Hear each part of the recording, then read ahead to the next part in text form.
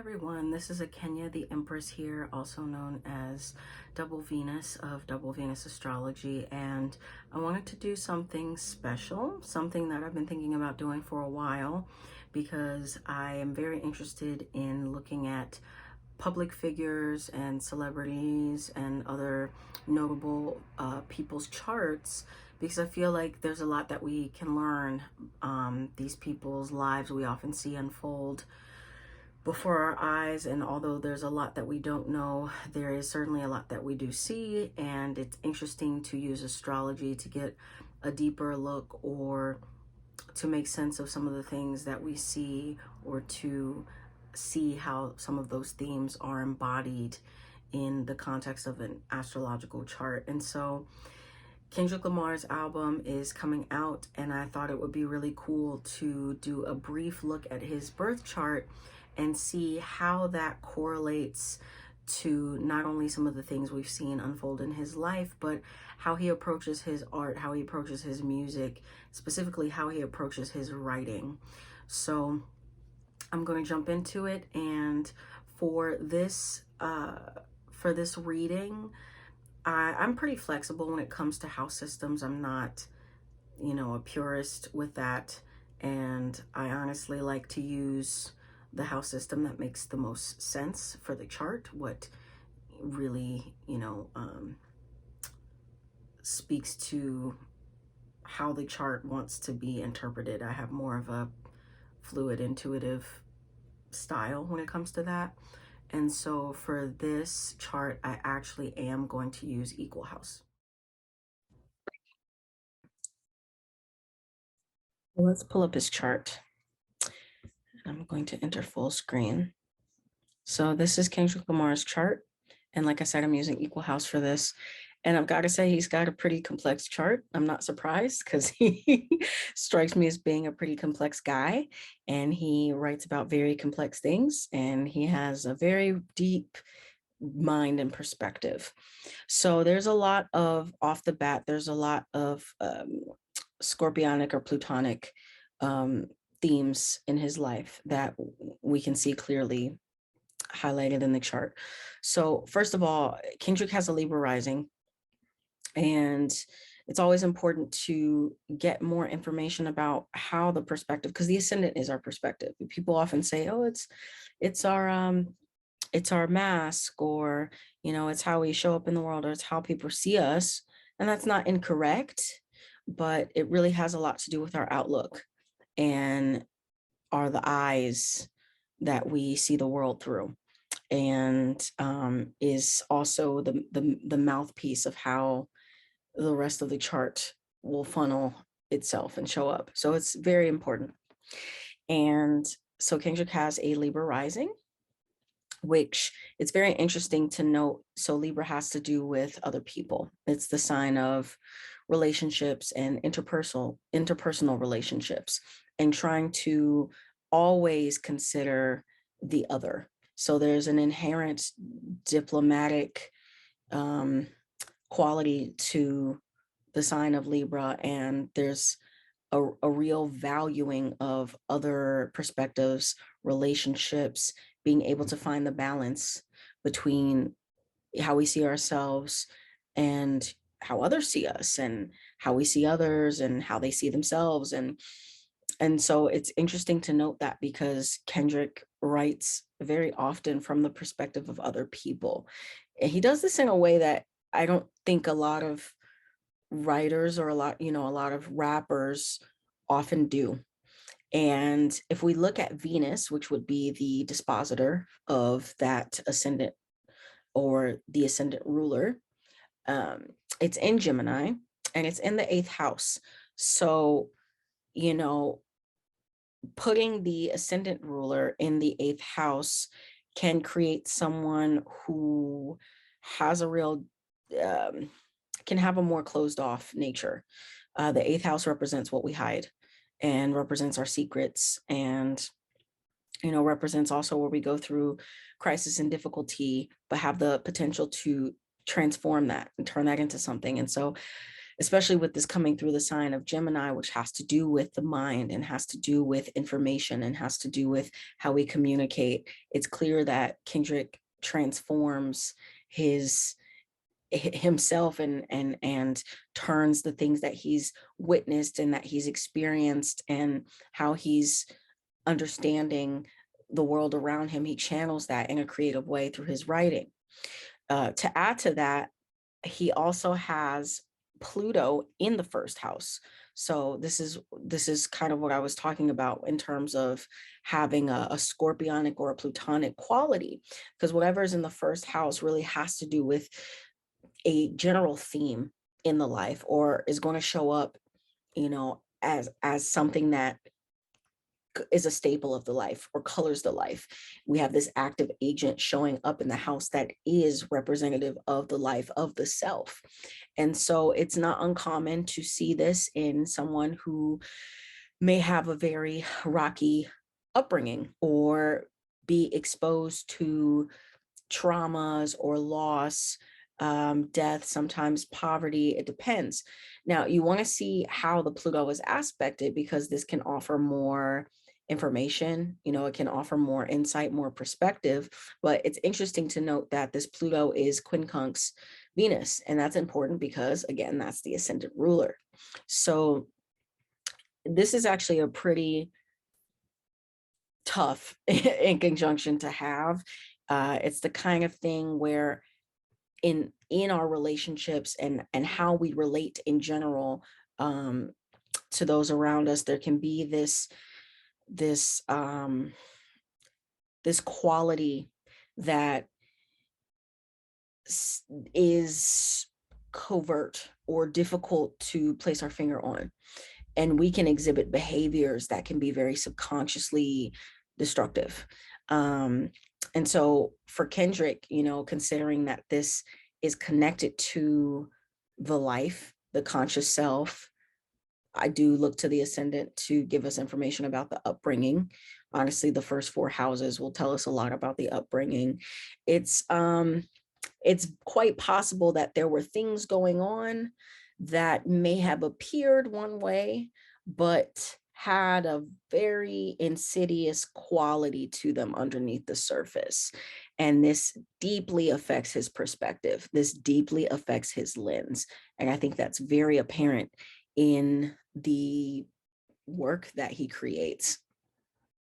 Now, for Kendrick himself, in terms of how he personally embodies this, it can cause a lot of addictive, self-destructive, volatile behaviors that can be difficult to break or difficult to address.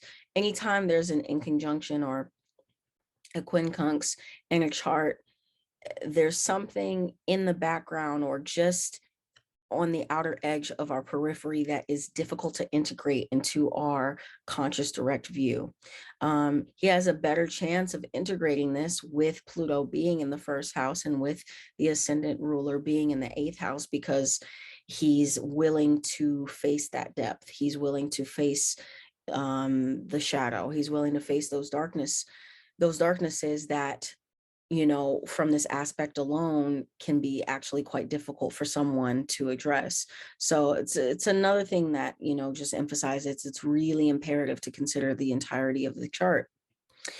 So Kendrick actually has a Gemini stellium. He has Venus in Gemini, he has Sun in Gemini, obviously, and he also has Chiron in Gemini, and he is a component of the Sun-Chiron conjunction, which is a very sensitizing conjunction to have. And he's also, I'm just thinking about how sensitive he really is looking at this chart. He's got Moon in Pisces, so Sun in Gemini squaring the Moon in Pisces. It's funny, actually, Kanye West has that exact same configuration. So it's funny to see these 2 really iconic rappers who both have that. And he's got, Mars and Mercury in Cancer, which is obviously disposited by this Moon in Pisces. So this is a really sensitive, probably very intuitive, certainly obviously creative, potentially empathic, sensitive person. I know, his parents and his peers talked about him being really shy as a kid, and I don't doubt it. Um, Also with, Sun and Chiron opposing Uranus, which speaks to the individual within the collective. He probably feels very much like a loner and very much like an outsider. That's a theme that has run in his life, and obviously a theme that's shown up a lot in his music.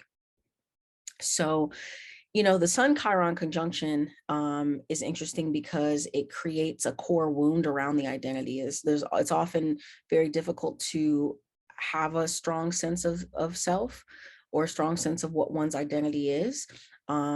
And the sun in the chart, well, in this chart, this is a day chart, represents the father.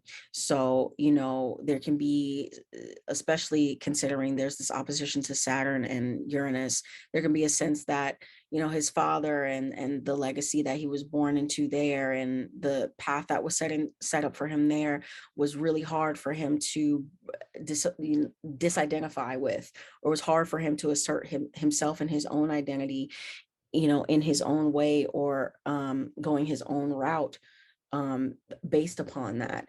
The interesting thing about the opposition from the sun to Uranus is there's usually a real drive or desire to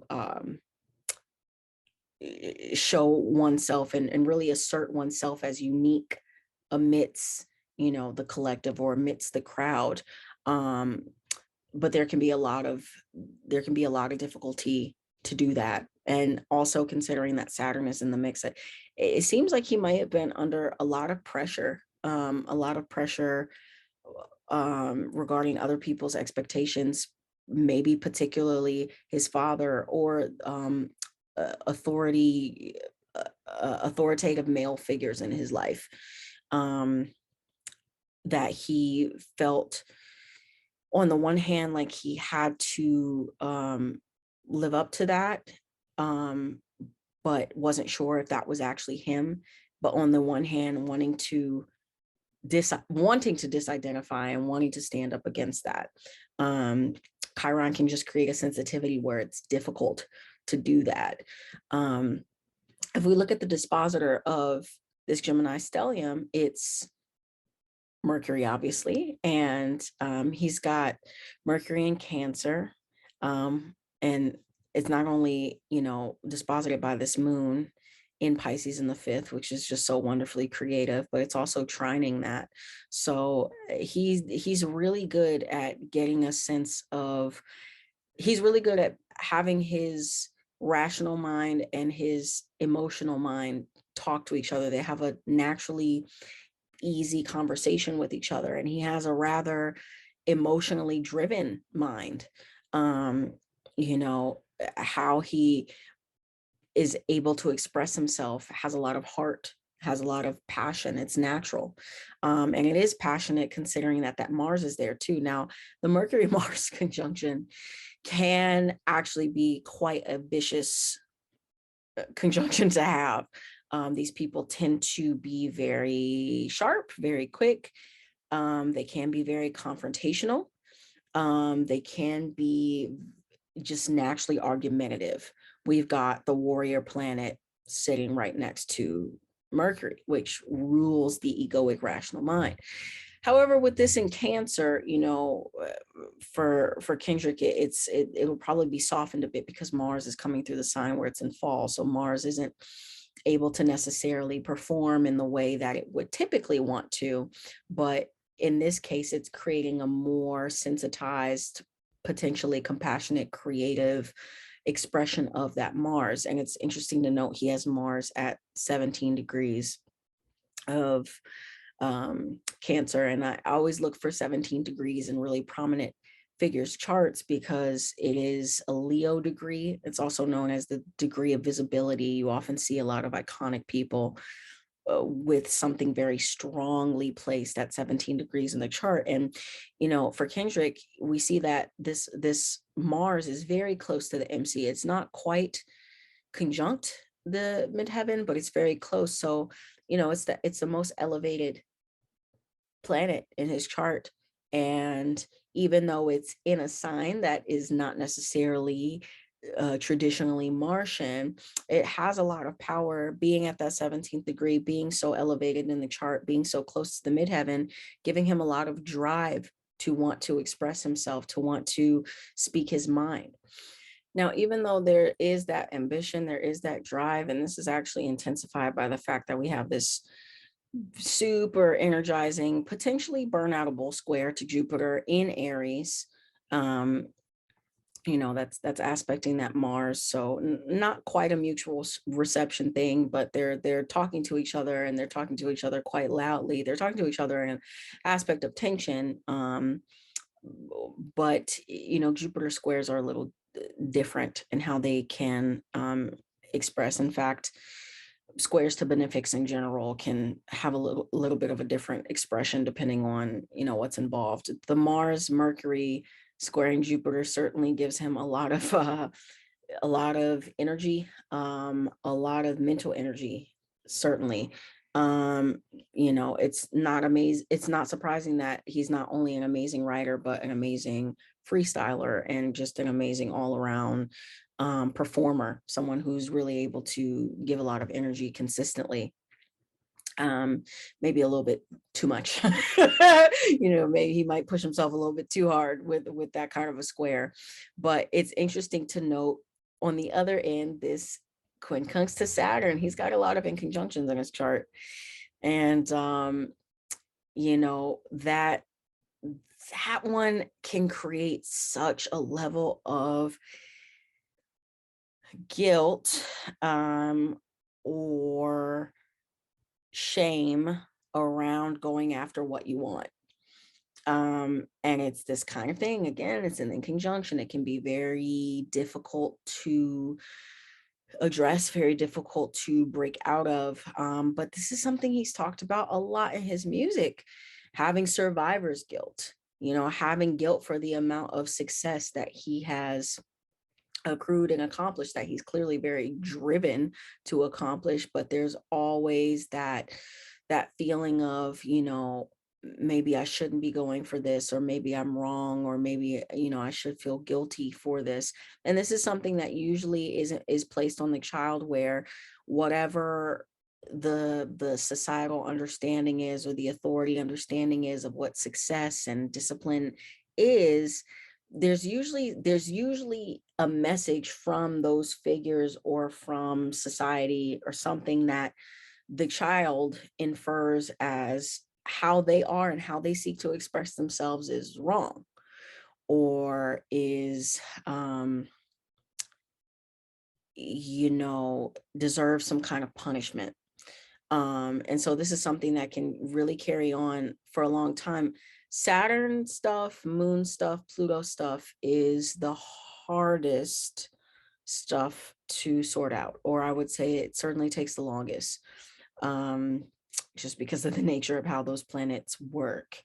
And then we also see that, Saturn is also involved in this square. I mean, he's actually got a T square from his moon to not only his Sun-Chiron conjunction, but here his loose Saturn Uranus conjunction as well. So his moon is under a lot of duress, even though he has this beautiful outlet. We see this outlet he has with this trine to Mercury Mars, and that it's talking to or disposited by this moon. So he has this ability to express all of the pain and tension and difficulty and responsibility and guilt that he feels, but it's still certainly there. Moon square Chiron is a particularly tough, actually. Moon square Saturn and moon square Chiron will be two of the more tough squares to see to the moon. They're actually Sun square moon too, because there's a fundamental disagreement between the outer external self and the inner internal self, and disposition. But the reason why this theme around feeling responsible for other people's burdens or feeling responsible for carrying the weight of what other people need, or even feeling a shame or guilt around meeting not only one's own desires with this Mars Saturn stuff, but one's own needs with this Moon Chiron Moon Saturn stuff.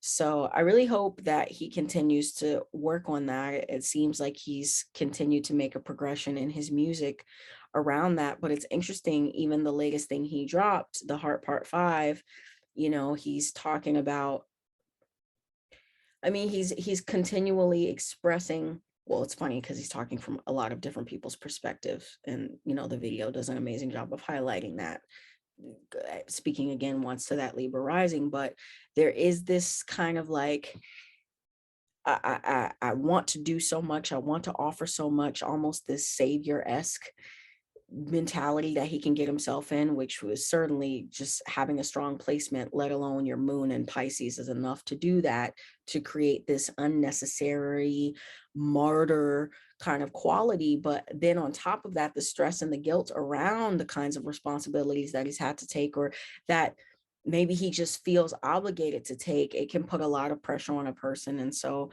I hope that he is taking care of himself and honoring his own needs, because that's always so hard to do with Moon Saturn and Moon Chiron, hard stuff, hard aspects. I actually didn't mention, I was focusing on the depth and the intensity and the deep introspection with this plutonic quality he has, especially having this ascendant ruler in the 8th house. And I mentioned the inconjunction or the quincunx that he has from that to Pluto, but I didn't talk about the one he has over here to Neptune, which actually puts his Venus in what we call a yod aspect pattern. He has a couple, if you consider aspects to the nodes, which I actually do. But this one is particularly potent and particularly powerful. We know that Pluto and Neptune have been sextiling each other for the better part of a century. So it's not uncommon to see this sextile. Most people alive have it, but to see a planet that is involved in this yod configuration, especially when it's a planet as important as Venus, and is even more important because it's the chart or the ascendant ruler, is a pretty powerful thing to see. We associate yods with a problem that needs to be solved, and once it's solved, it can lead to this really amazing path. It's known as kind of this, people who have it in their chart, who have at least one, let alone more than one, are considered to, have some kind of cosmic problem that they may need to solve. But once they solve it, or once they figure it out, are really able to walk this amazing path, or, fulfill this sense of destiny. So, I mentioned this because this Venus Neptune in conjunction is actually speaking again to this issue around him maybe feeling responsible for saving the people in his life, saving the hood, saving his loved ones, saving his friends, saving, the people that he feels that he is responsible for. And this is a theme that has shown up in his music a lot. But this is also one where we can have these really unrealistic expectations. All Venus Neptune hard aspects create a sense of unrealistic expectation, or a sense of potential disillusionment when it comes to Venus things. So how we relate to others. Venus also has to do with our money, and while um it's interesting, I wonder if he's literally responsible for taking care of a lot of people and feels very drained by that. But and Venus is also our self-esteem. But seeing that particular in conjunction to Neptune, I wonder if he finds himself in situations where he thinks he's dealing with someone in one way, and then the relationship reveals itself to be functioning in an entirely different way, because it's Neptune, so it can distort our perception. But because it's in conjunction, it's something that can kind of sneak up on us, or we feel that we have this, you know, ideal of what a perfect relationship or partner or friend or, you know, someone that we are having an interpersonal connection with, and no one can meet that standard, but we can't quite put our finger on what exactly that is. I mean, he's really a romantic, actually, especially considering this moon in Pisces is in the 5th house. It may be difficult for him to access that sometimes because, again, whatever we put in the 8th house, we repress, we bury. But there is, like I said earlier, a tendency for him to be able to access that or go there or dig deep into what that is, because it's aspecting or talking to such a conscious part of his chart by being in conversation with the ascendant in the 1st house. I love to see, you know, this Uranus Neptune stuff in the 3rd house. It just shows how original and creative and unique of a communicator he is. Obviously, we know that he's an amazing writer, communicator, somebody who just has this kind of uncanny ability with words, and especially with creating a visual, just such a vivid visual portrayal with his words, and that certainly specifically the Neptune bit speaks to that. um yeah, it's a heavy chart. It's a heavy chart. There's a lot of beauty in the chart, a lot of clear, abundant creative gifts. I can tell that he is certainly weighed down by the feeling of responsibility and guilt and trying to live up to others' expectations. And I would say, you know, Kendrick, if you see this, know that you are appreciated, you are loved, you've done so much for so many people. And I hope that you are taking care of yourself, especially your needs and your desires, because you deserve to. So it'll be very interesting to see what he offers us with this new album. I know that he will continue to offer great depth and great, you know, insight. And, you know, that's really what he's kind of here to do. There's a lot more I could say about the chart, but I think I'll leave it at that. So I hope you enjoyed this video. If you did, please share it, like it, subscribe to this channel. I want to be doing more content like this. I have a lot to say about a lot of people's charts, and I wanted to do something kind of brief to start this out, but I'll probably be doing some deeper dives as we move forward. And if you would like a reading with me, I offer all kinds of readings. You can book with me by visiting my website, doublevenusastrology.com. And you can also find me on all socials. I'll link them in the description box below.